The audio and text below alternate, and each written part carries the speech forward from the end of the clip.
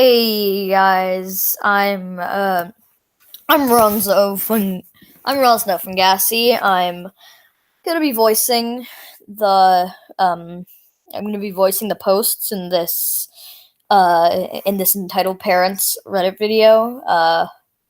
Yeah, my channel is Ronzo's Videos, and I'm doing a collaboration with Con the Shadow.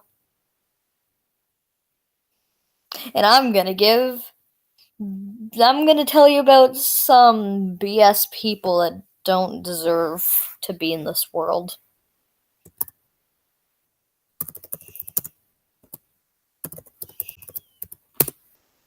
Because, oh man, I hate entitled parents.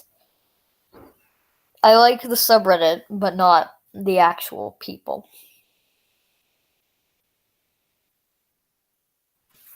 Fiance's family bans me from our home after he dies. I'm going to preface this by saying that brevity is not my strong point. Sorry. It was hard to know what to include since there's a lot of backstory. If nothing else, writing this felt good because it was a very traumatic time, and getting it off my chest is helpful. Hopefully no one thinks I'm the entitled one. Also, I'm not sure how well this fits into this sub, since it's really about an entire entitled family. If you know somewhere it would be better suited for, let me know. So, my fiance, N, died very unexpectedly in 2016 at the age of 35. I was 26 at the time. We lived together in a house on a few acres. I'd lived there for a couple years, and he had lived there most of his life. N's grandfather built the house, and when his grandparents died, the house was willed to their 6 children, one of whom was N's mother.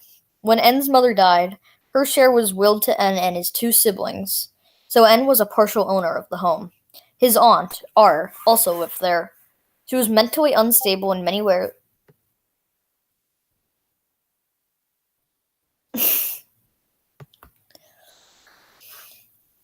She was mentally unstable in many ways I won't get into, except to say that she was a serious hoarder. Consequently, the house was in disrepair. Honestly, it was not fit to be lived in. It could have easily been condemned, but it was a rough time. Please spare your judgment if you can. Ann and I were in the process of getting an apartment when he died. Since N and R were the only partial owners living there, they paid all the property taxes and for repairs, etc. I contributed too after I moved in. It's not like N and I were just squatting there or something. A couple of months before N died, R had some health issues that resulted in her being hospitalized, and then moving into an apartment. So that's when in the entitled family, N's aunts, uncles, and cousins swooped in and started demanding that we move out so that they could sell the property. Okay, fine. We were planning on moving away anyway. They were really unrealistic about the timeline, though. At one point, they insisted that since we were low income, all we needed to do was contact the government. They weren't sure what department, and they'd just give us a small house and some land. That's how out of touch with reality these people were. They'd just show up in the house whenever they wanted, which I guess was legally their right, but it's also pretty rude and entitled just comes into someone's home on a regular basis without even speaking to them while you're there, much less letting them know beforehand. Anyway, when N died, they were unabashedly elated. 2 days after he died, I was at the house collecting some of my things when I got a text from a sister, who is an angel, so we'll call her AS, saying that they'd messaged his out-of-state uncle's wife, asking her to message AS about me because, God forbid, anyone be direct. Apparently they wanted me banned from the property immediately. We'd been living in sin, and now that N was gone, I had no reason or right to be there. I was devastated.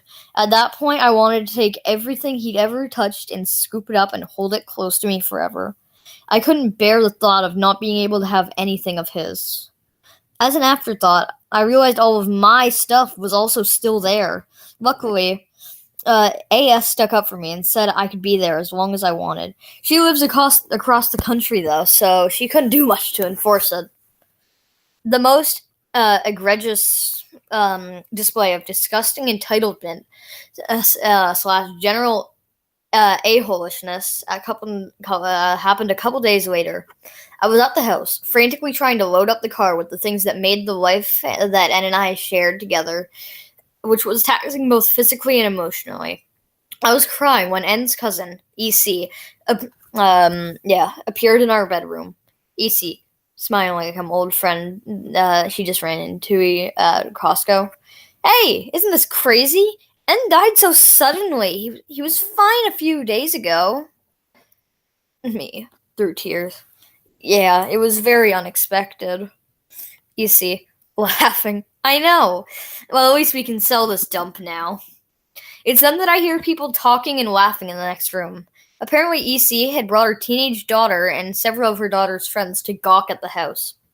Our home, where we lived and loved, was being openly mocked with zero regard for my feelings. EC, so when do you think you'll be gone? I'm not sure. I'd like to get as much of N's stuff as possible, and AS asked me to get some of their mom's things. Frowning. I guess I'll have to ask. I guess I'll have to talk to AS about that. Their mom is the reason this place is so run down, you know. I don't see why AS would want any of this garbage. No, though, this is blatantly false, as the house has been in pristine condition until N's mother died, and R's hoarding worsened to the point that N could not keep up with it. Also, there were plenty of keepsakes and heirlooms that were not at all garbage.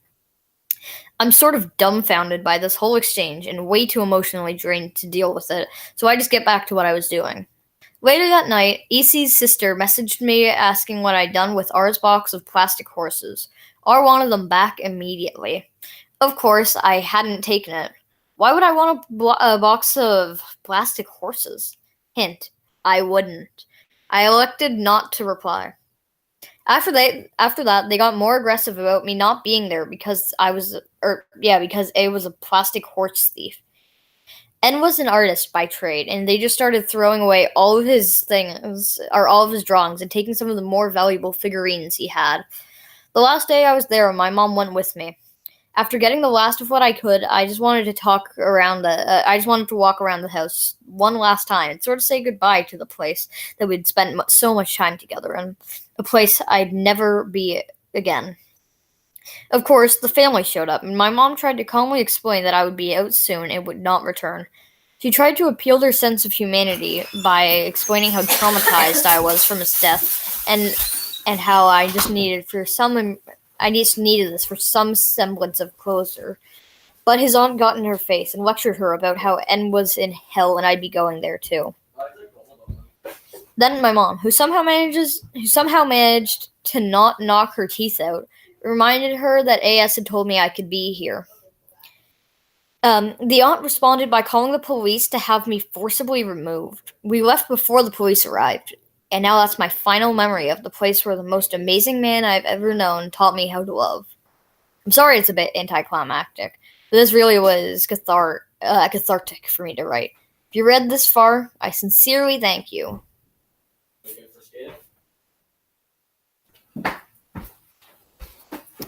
Huh. That was, quite something.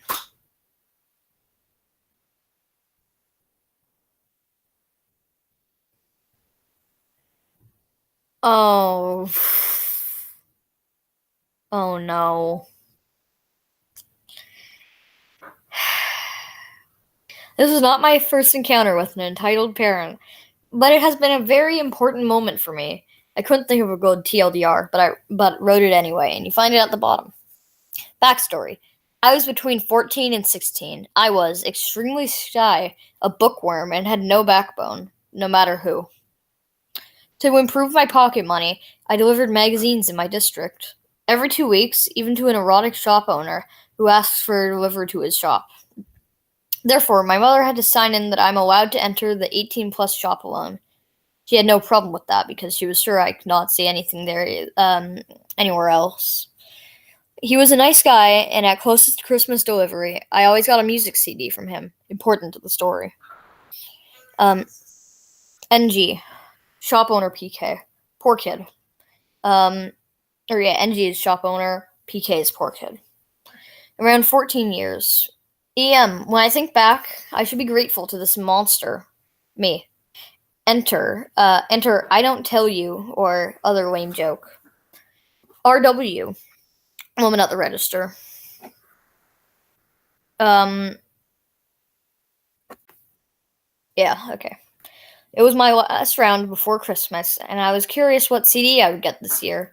I was and am not greedy, but he had already told me that I would get one, and that if he is not there, the CD is at the cash register and I should ask for it. I lock my bike, go to the store, and see that he isn't there. Me to RW, barely audible. NG told me that a CD is at the register for me. Put NG's magazine on the counter. RW. Oh, so this is for you. Here. Wow, otherwise it was usually a single, but this time it was the current Bravo hits, a mixed CD with titles from the current charts. I'm pretty sure that only people from my country know it. And for those who know it, do not ask me which one it was. I don't know it anymore. I beamed all over my face. Me. Please say thank you for me. Jokingly. Oh, so you can speak louder. I blushed and left the shop. I just wanted to put the CD in my backpack. Enter Godzilla EM. A woman with the elegance of a rhinoceros and snorting like a bull. What did you do in this shop? You can't go in there at all. You're too young for that. I have permission for me to... Do not lie to me. Children of your age are not allowed to enter this store. But I have to... I said that you should not lie to me! She discovered the CD, which was not quite in my backpack yet. What kind of dirt did you steal from that store? I didn't steal anything. This is a gift. I said that you should not lie to me. Can you stop yelling around like that? My little angel, I have to make sure that this boy gets his punishment. So just go home, be a good boy, and make yourself something to eat. But, Mom... Kid, go home! He gave me a pitiful look and walked on. EM pointed her finger at me. Do you see what kind of bad influence you have? My own son contradicts me. Me! Ma'am, please stop that and let me explain. So you can tell more lies? Give me the CD and I'll close it until my son is old enough for something like that. She reached for the CD. Okay. Huh. That's, quite a bit. Yeah, she reached for the CD. At that moment, something jumped to its right place, and I grew a backbone. I grabbed EM's hand. Ma'am, this is a gift from the owner. So he's a pedophile. Shut up and listen, you dumb bee. I'm shocked like EM, but I'm too angry because of her. I deliver his effing TV magazine, and he can give me a music CD for that. And if you don't stop and leave me alone, I'll go back in and call the effing police. After shouting at her like that, I felt much better. But I also made the mistake of letting EM talk. How dare you? You attacked me, yelled at me, and now you want to call the police for me? I call the police. I call the police now, I call the police now, and who do you think they believe more? A child or an adult with bruises? I've grabbed too tight. Just at that moment, NG came around the corner. He looked angry and turned his gaze to EM. What the hell did you do to him? What have I done to him? He assaulted me and he stole from your shop. You said shop, as most people today say, oh, you're a gamer on mobile. Ma'am, I'm here because my coworker called me. The windows are mirrored. You cannot see from the outside, but perfectly from the inside. Okay. Can I finish this in the video, though? Okay.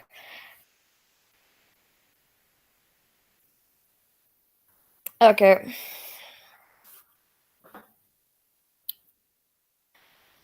I didn't know that. Yeah.